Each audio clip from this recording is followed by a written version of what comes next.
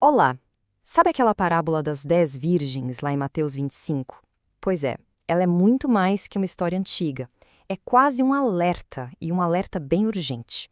Hoje a gente vai tentar entender o que significa, na prática, ter óleo suficiente nas nossas lâmpadas para não sermos pegos de surpresa. A cena começa com uma imagem de união.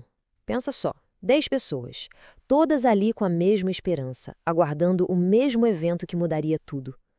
Olhando de fora, pareciam todas iguais, mas essa semelhança era só na aparência e escondia uma diferença, que foi fatal.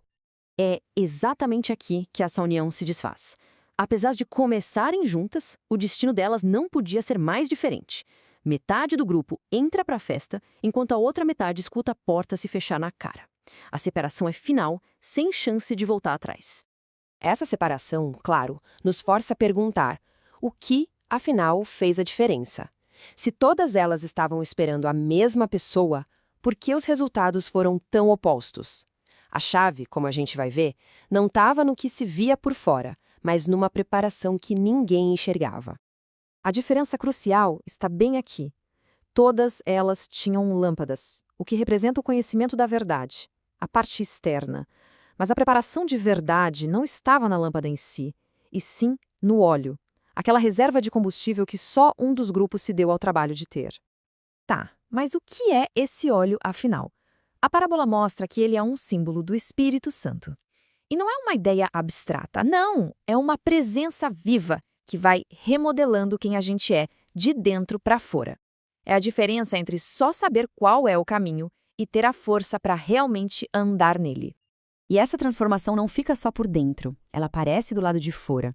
A prova de que se tem o óleo não é um sentimento que vai e vem, mas um amor sacrificial. É aquela decisão diária de colocar o bem do outro na frente, sabe? E é esse tipo de amor que serve como combustível para manter a fé acesa. Vamos lembrar que todas as 10 tinham lâmpadas. Isso quer dizer que todas elas tinham acesso à verdade, ao conhecimento das Escrituras. O problema, então, não era falta de conhecimento.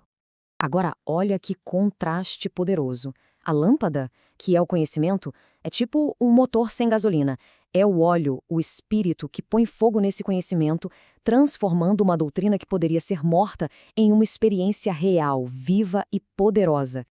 A pergunta que fica é bem simples e direta. Para que serve uma lâmpada sem combustível? Do mesmo jeito, de que adianta conhecer a verdade inteira se não existe o poder para viver essa verdade? Na hora que a escuridão chega, o que importa mesmo é o combustível, não a lâmpada. O ponto central é este: conhecimento sem transformação não salva ninguém.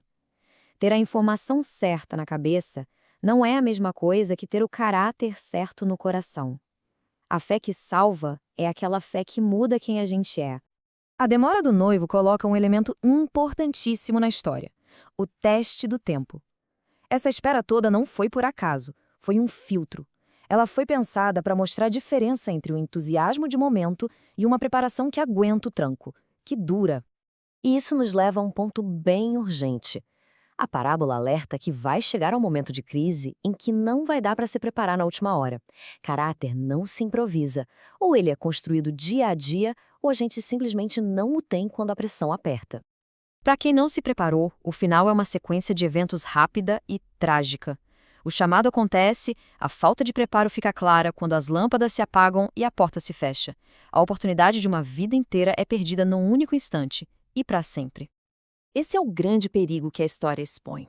É totalmente possível ter uma aparência espiritual impecável, sabe? Com muita atividade na igreja, muito conhecimento da Bíblia, e ainda assim estar vazio do que é essencial, um caráter transformado pelo poder de Deus. A aparência não passa no teste. Isso nos leva a uma verdade bem séria. O caráter não pode ser emprestado. A graça de Deus está aí, para todos, mas a experiência de ser transformado, a fé, o arrependimento, isso é algo estritamente pessoal. Ninguém se salva pela espiritualidade de outra pessoa.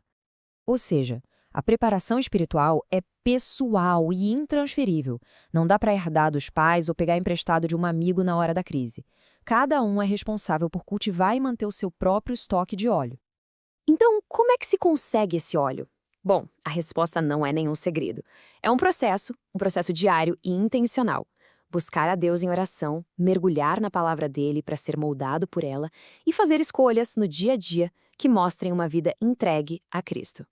No fim das contas, a parábola toda se resume a uma única pergunta. E não é uma pergunta para o futuro, é uma pergunta para agora. A preparação é hoje. A reflexão que fica para cada um de nós é: a nossa lâmpada, ela tem óleo suficiente para este dia?